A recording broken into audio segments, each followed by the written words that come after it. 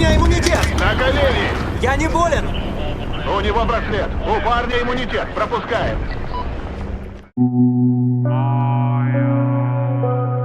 Hammaga salom do'stlar. Sizlar bilan yuqori sifatli Kino Time HD.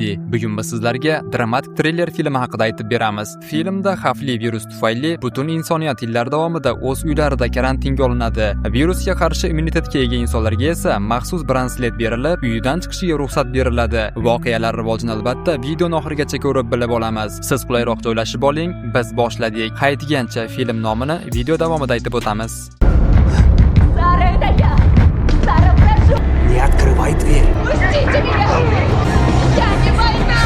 Insoniyatning katta qismi yo'q bo'lib ketganidan so'ng tirik qolgan odamlar qat'iy karantin ostida yashashga majbur bo'ldi. Agar kimningdir tana harorati 37 darajadan oshsa, u darhol yo'q qilinadi. Dunyoda paydo bo'lgan virus juda tez mutatsiyaga uchradi. Ma'lum bo'lgan dorilar esa endi virusga qarshi ta'sir qilmaydi va o'lim darajasi allaqachon 56% dan oshib ketgan. Ammo ayrim omadli insonlarda virusga qarshi immunitet shakllangan edi. Endi faqat ulargina uydan tashqariga chiqish huquqiga ega. Biroq ular immunitetga ega ekanini tasdiqlovchi maxsus braslet taqib yurishlari shart. Qolgan odamlar esa tana haroratini muntazam tekshirib turishga majbur. Harorat me'yordan birozgina oshsa ham, odam darhol karantinga olib ketiladi va u yerdagi keyingi taqdiri noma'lum bo'lib qoladi. Shu tariqa oradan 4 yil o'tdi. Biz esa immunitetga ega bo'lgan Nikoni ko'ramiz va u kuryer bo'lib ishlaydi. U boy odamlarga turli buyurtmalarni yetkazib beradi. Navbatdagi mijoz esa buyurtmasi kechikib kelgani uchun Nikoni koyiydi va mahsulotni dezinfeksiya qiladigan maxsus qutiga qo'yishini aytib, choychaqadan umidini uzishni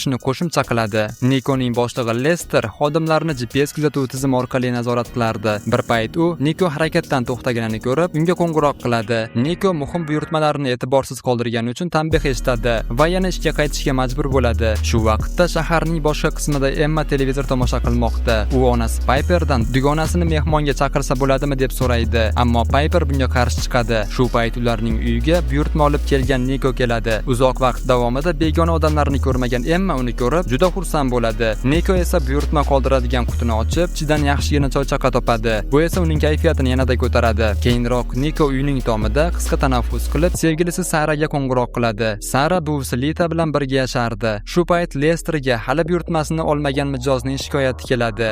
Yo'l esa harbiylar tomonidan yopib qo'yilgan. Askarlar o't ochishga tayyor, ammo Niko immunitetli bilaguzugini ko'rsatgach, unga o'tishga ruxsat berishadi. Buyurtmalarni topshirib bo'lgach, Niko uyga qaytib, nihoyat biroz dam oladi. Niko pul yig'ib, Sara yashayotgan shaharga ko'chib o'tishni rejalashtirgan, chunki so'nggi paytlarda u yerda infeksiya alomatlari aniqlanmagan edi. Ammo oldinda eng qiyin vazifa turardi, ya'ni sevgilisi Sara uchun soxta immunitet brasletini topish kerak. Yangi kun boshlandi. Piperga bir tanish qo'ng'iroq qilib, tashqariga chiqishi uchun soxta bilaguzuk so'raydi. Piper esa bu ish uchun $300,000 talab qiladi. Shundan so'ng u sog'liqni saqlash departamentida ishlovchi Emmet bilan bog'lanadi. Keyingi kadrda biz jonli efir qilayotgan Mayni ko'ramiz. Bu orada Dozer Mayning jonli efiriga $100 donat yuborib, undan qo'shiq kuylashni so'raydi. Shu paytda Niko Saraning oldiga keladi.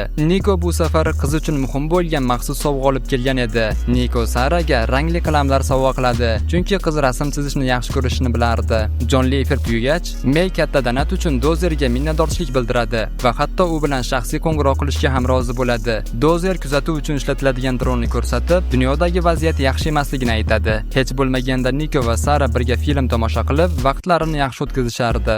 Ammo shu payt Saraning ortidan Lita kelib, o'zini yomon his qilayotganini aytadi. Oradan ko'p o'tmay bino oldiga harbiylar yetib keladi. Sara eshikni ochishni istamaydi. Shunda agentlar eshikni kuch bilan buzishga urinadi. Ammo shu payt Emmet kelib, ular manzilni adashtirib yuborganini aytadi. Qo'shnixonadagi ayol Saradan yordam so'raydi, ammo Nikoni bundan qaytaradi. Ketishdan oldin Emmet yuz bergan voqea uchun uzr so'raydi va so'nggi paytlarda bu binoda infeksiya holatlari ko'payganini aytib, Sara uydan chiqqanmi yoki yo'q, buni bilish kerakligini aytadi. Sara esa chiqmaganman deb javob beradi. Biroz vaqt o'tgach, Niko yana qaytib keladi. Sara agar ertaga Lita testdan o'ta olmasa, uni ham karantin hududiga olib ketishlarini yaxshi bilardi. Niko uni yolg'iz tashlab keta olmaydi. Shu tariqa ikkalasi ham eshik yonida uxlab qoladi.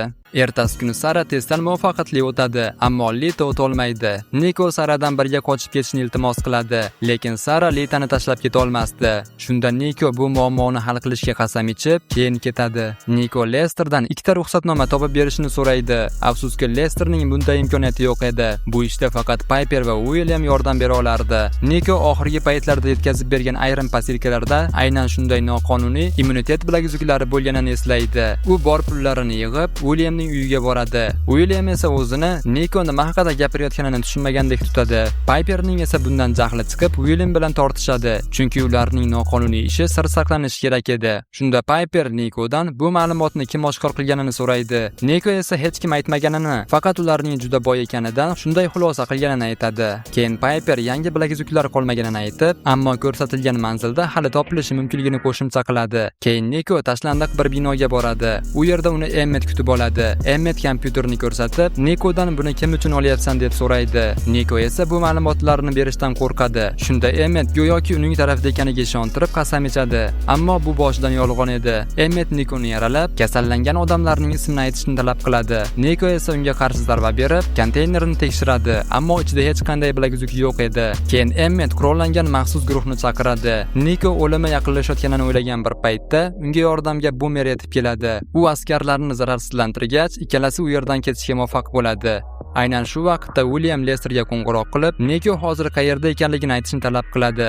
Lester esa do'stini himoya qilib, Niko hozir ishlamayotganini va GPS kuzatuv qurilmasi o'chirilganini aytadi. Bu paytda Niko uyga qaytib, olgan jarohatlarini davolaydi. Shu payt Sara unga qo'ng'iroq qilib, Lita vafot etganini aytadi. Niko esa agentlar jasadni olib ketish uchun kelganida ulardan yashirinib turishni so'raydi. Bu orada May va Dozer yanada yaqinlashib qoladi. May William unga mashhur qo'shiqchi bo'lishni va'da qilganini, ammo oxir-oqibat undan faqat ko'ngilochar shoular uchun foydalanganini aytadi. Aynan shu paytda Williamdan uchrashish taklifi bilan xabar keladi. May javob bermagan sari William ketma-ket yangi xabarlar yuborishda davom etadi. Shunda May Williamga endi u bilan uchrashishni istamasligini yozadi. Bundan tashqari undan qutulish uchun qo'lida video yozuv borligini aytadi. Unda William noqonuniy ruxsatnoma berishni va'da qilgan. Agar u Mayni tinch qo'ymasa, bu video internetga joylanadi. Piper esa ularning suhbatini eshitib turgan edi. Keyin Piper Mayni ogohlantirib, William uning oldiga ketayotganini aytadi. Mayning boradigan joyi bo'lmagani uchun Dozer uni o'z uyiga taklif qiladi. Bu vaqtda Niko Piperning uyiga yashirincha kiradi. Agentlar esa Saraning eshigini buzib kirishadi. Biroq Sara bir xodimni hushidan ketkazishga muvaffaq bo'ladi va uning himoya kiyimini kiyib oladi. Niko Piperga ular haqidagi sirni hech kimga aytmaslikka va'da beradi. Unga faqat bilaguzuk juda zarur edi. Piper nihoyat ko'nadi va unga bitta ruxsatnoma berishga rozi bo'ladi. Bu paytda William Mayning yo'lini to'sib, hatto uni o'ldirmoqchi bo'ladi. Ammo tepada Dozerning droni uchib yurgan edi va dron aniq zarba berib, Williamni yo'q qiladi. Sara esa uzoqqa qochib qutula olmaydi va tez orada qo'lga olinadi. Niko Saraning kvartirasiga kirganida, ichkarida Emmet uni kutib o'tirgan edi. Emmetning fikricha, o'ziga o'xshagan odamlar yangi dunyoning egalariga aylangan edi. Ular istagan joylariga borishi va istagan ishlarini qilishi mumkin edi. Shu payt Emmet birdan pichoq chiqarib hujum qiladi. Niko esa Saraga sovg'a qilgan qalam bilan Emmetni yaralaydi. Jarohat esa o'limga olib keladigan darajada og'ir bo'ladi. Ketishidan oldin Niko Saraning telefonini va agentlardan birining suratini topib oladi. Shunda Lesterdan yana bir bor yordam so'rab, mashina raqamini aniqlashni iltimos qiladi. Bir necha daqiqadan keyin Dozer kerakli mashinani topadi. Mashina deyarli karantin hududiga yetib qolgan edi. Yaxshiyamki Niko vaqtida yetib keladi. Sara Nikoni quchoqlagan paytda Niko uning qo'liga braslet taqadi. Endi agentlar uni to'xtatib qolishmasdi, chunki qizda braslet bor. Oradan 3 oy o'tdi. Nihoyat May videoni internetga joylaydi va bu butun mamlakatdagi eng muhim yangilikka aylanadi. Niko va Sara esa nihoyat orzu qilgan shaharga yetib borishga muvaffaq bo'lishdi. Ularga bergan yordami uchun minnatdorchilik sifatida Lesterga ham immunitet bilaguzugini yuborishadi. Film esa shu yerda tugaydi.